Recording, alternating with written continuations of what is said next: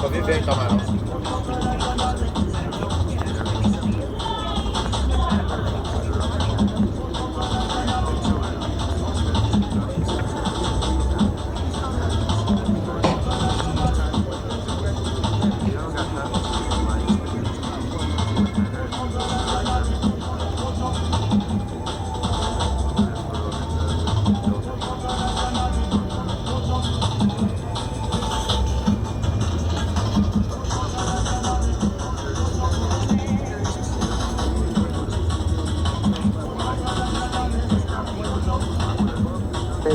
In the 80s, after he was thrown out of Bear Stearns, I was the CEO of Towers Financial Corporation.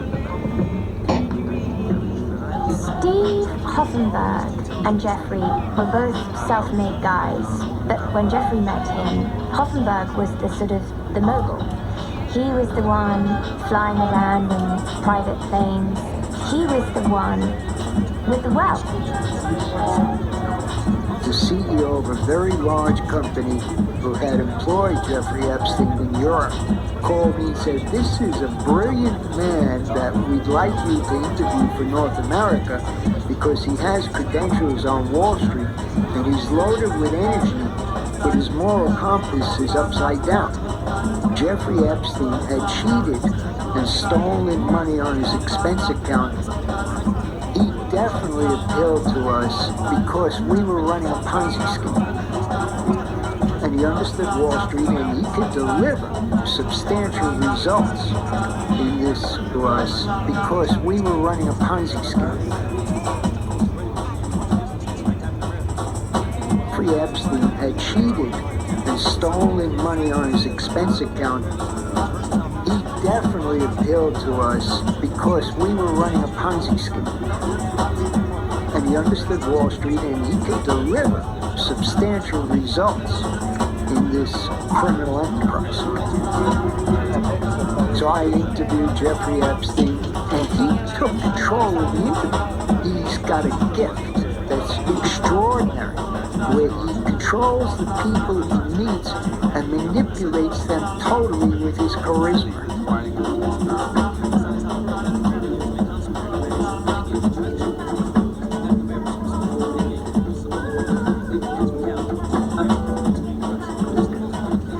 Jeffrey Epstein became my partner in crime, backing me up, leading the events, doing the crimes alongside of me daily. He took over the securities side, the fake asset side.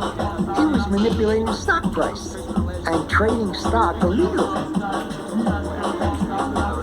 People involved certainly remembered Jeffrey as being incredibly important in coming up with how the scheme would work. Then the law caught up with this massive scam. I stood up, pled guilty, and accepted the responsibility. My sentence was for 20 years in federal prison. And I didn't turn evidence against him because Jeffrey Epstein told me he was a cooperating witness for the United States Department of Justice in the past, and he had traction with them.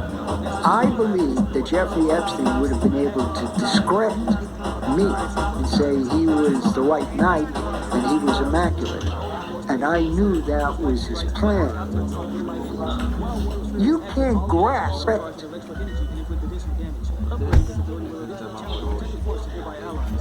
Me, who was a cooperating witness for the United States Department of Justice in the past, and he had traction with them.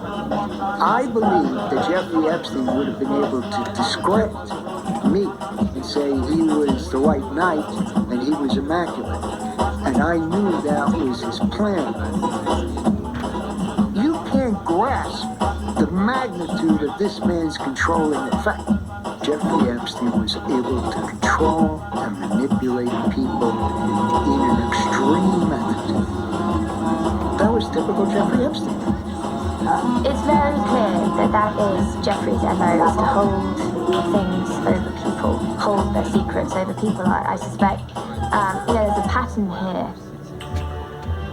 Jeffrey Epstein's methods started with Leslie Wexner when Jeffrey Epstein sold his soul to Leslie Wexner for several $1 billion of investment.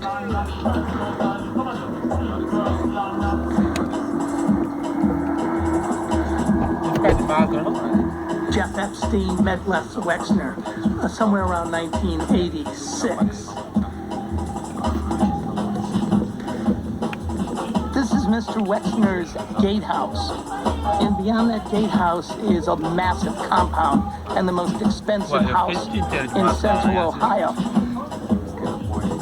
Les Wexner started out in 1963 opening the women's fashion apparel shop, The Women. Les bought various other brands, Abercrombie & Fitch and Victoria's Secret.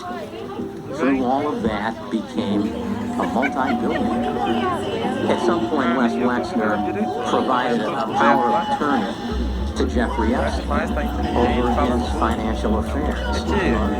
I was astonished because Les Wexner is not the kind of guy who gives up control over anything. Epstein was this Svengali figure that seems to have some unexplainable grip over this titan of industry.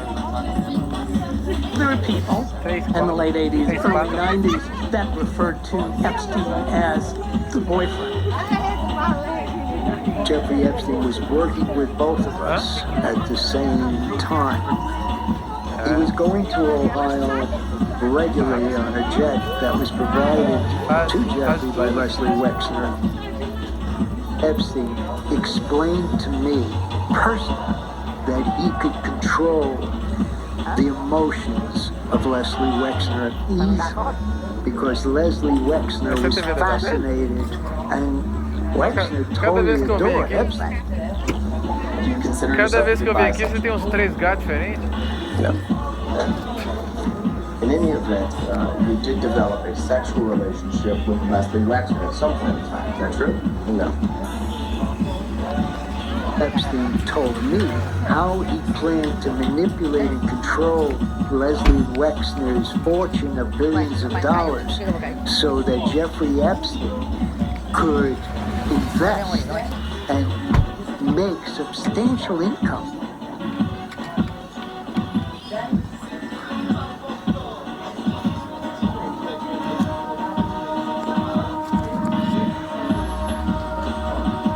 In 2019, Les Wexner revealed that he had cut ties with Epstein back in 2007.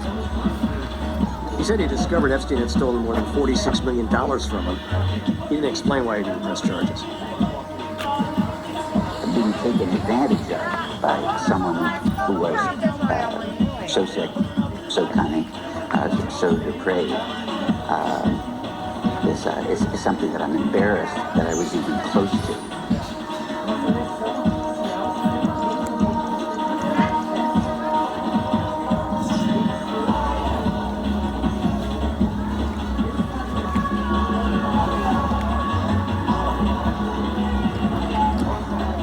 I was a model and actress,